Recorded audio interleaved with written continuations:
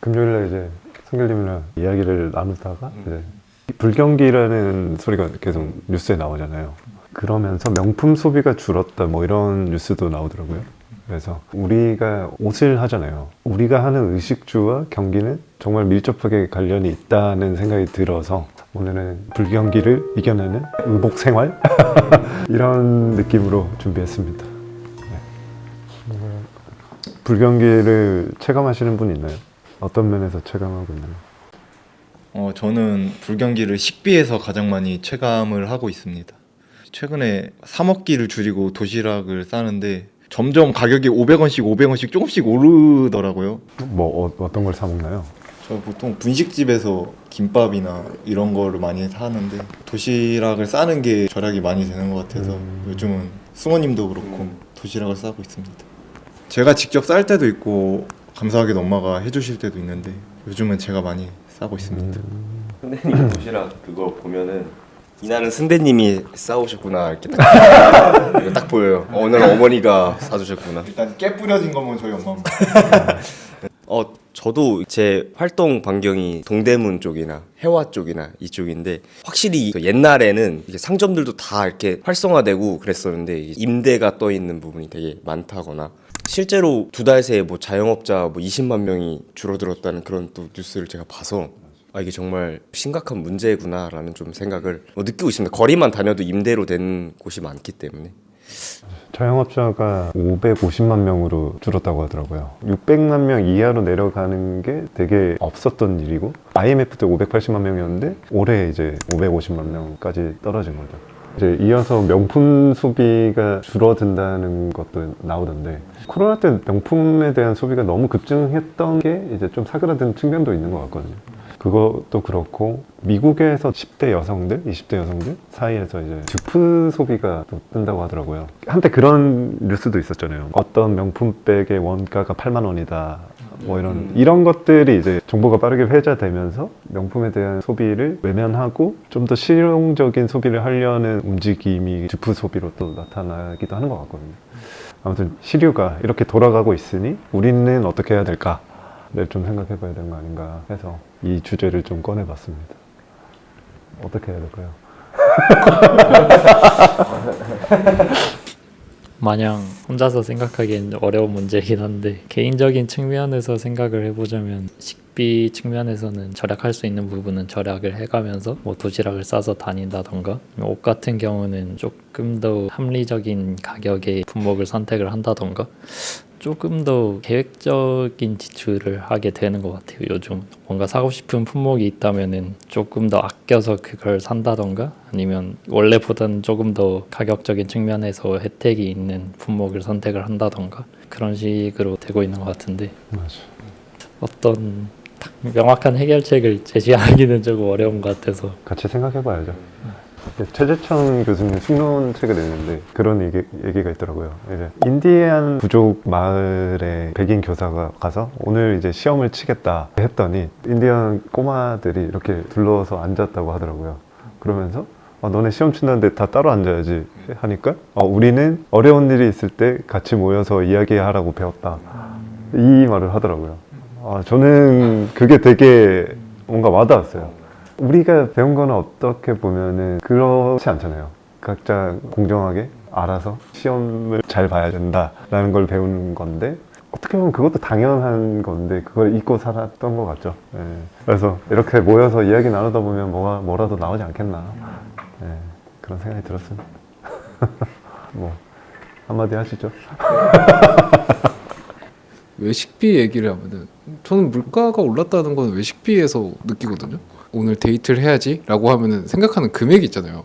이게 되게 많이 오른 것 같아요. 예를 들어 밖에 나가서 점심을 먹어야지 하면은 예전에는 3만 원까지 생각을 안 했거든요. 지금은 디폴트가 3만 원인 것 같아요. 맞아. 무조건 3만 원 이상은 생각해야 되고 사이드까지 시켜버린다면은 4만 원까지 생각을 해야 되죠.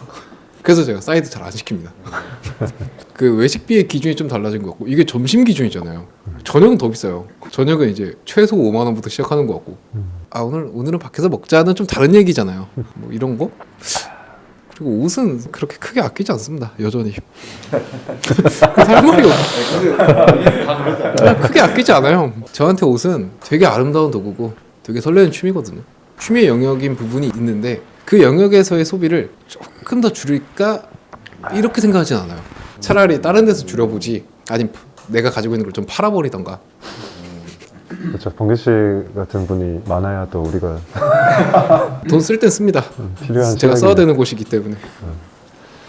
수찬 씨는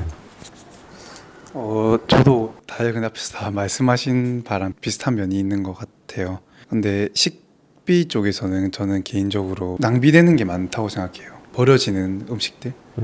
그래서 원래 저희 마트 같은 데 가면 한 번에 확 사고 냉장고에 두면 냉장고에 둔지도 모르는 식재료들이 되게 많을 거예요. 그래서 차라리 조금 더 수고스럽더라도 오히려 자주 가서 필요한 것만 사서 오는 게 더 실용적인 것 같다라고 생각이 들어서 저만의 그런 규칙을 저는 만드는 것 같습니다.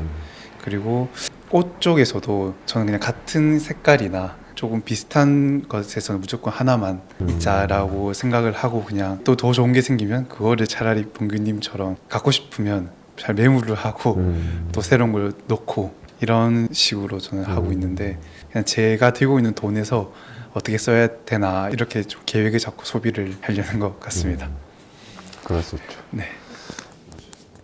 근데 뭐 한 번씩 나가잖아요. 예전에 사람이 많았던 거리들이나 이런 데들 한번 가보신 적 있나요? 최근에? 전 진짜 충격 먹은 게 신촌이에요. 가로수길도 제가 알던 가로수길과 신촌이 아닌 거예요. 그런 거 보면 체감이 되죠. 저는 그런 내가 생각했던 거리들이 변하는 모습들을 보면서 저희는 이제 생산을 직접 하면서 이제 원부자재와 공인 같은 거를 결제를 해야 되잖아요. 이게 환율 따라서 변동하는 원부자재 값 그리고 해외 생산 가격 이런 걸 보면 이제 타격이 오죠.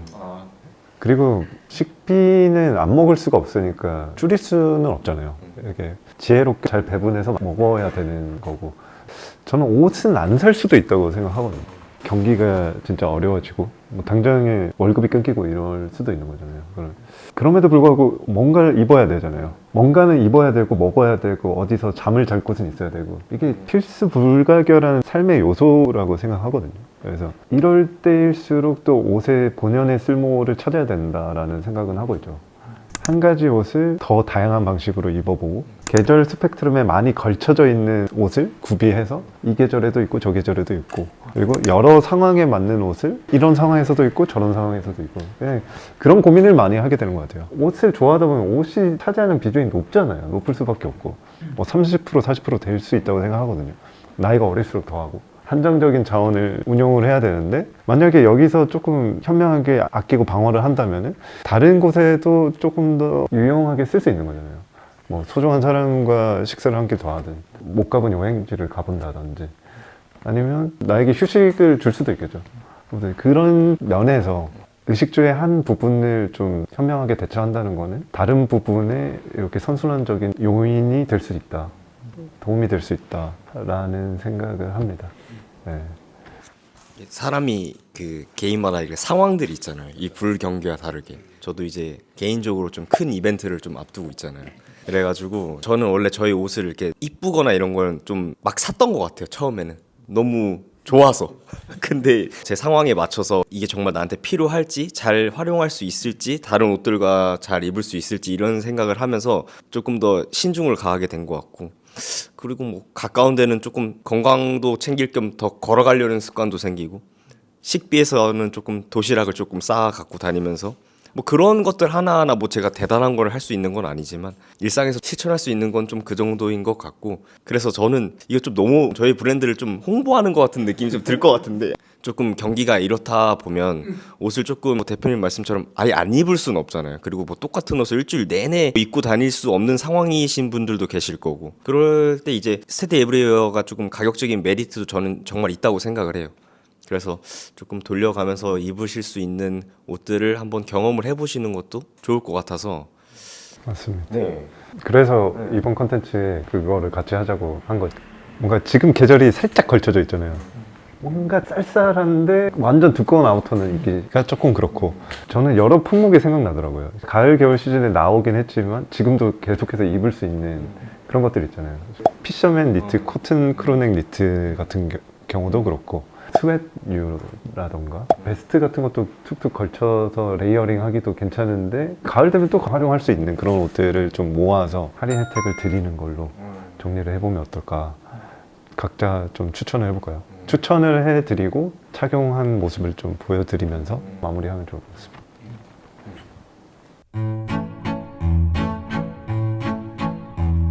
결국에는 저희가 활용적으로 사용을 하려면 필요한 게 저는 세탁이 좋아야 된다고 생각을 하거든요.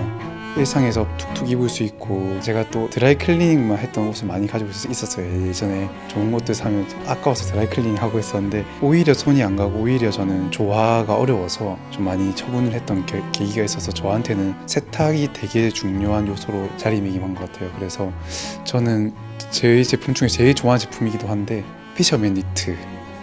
그래서 저는 제가 세탁도 하면서 자주 입는 제품이거든요. 그리고 탄탄해요. 그래서 제가 일할 때도 많이 입고 하는 제품이어서 적극 추천드리고 싶어서 한번 말씀드려봅니다.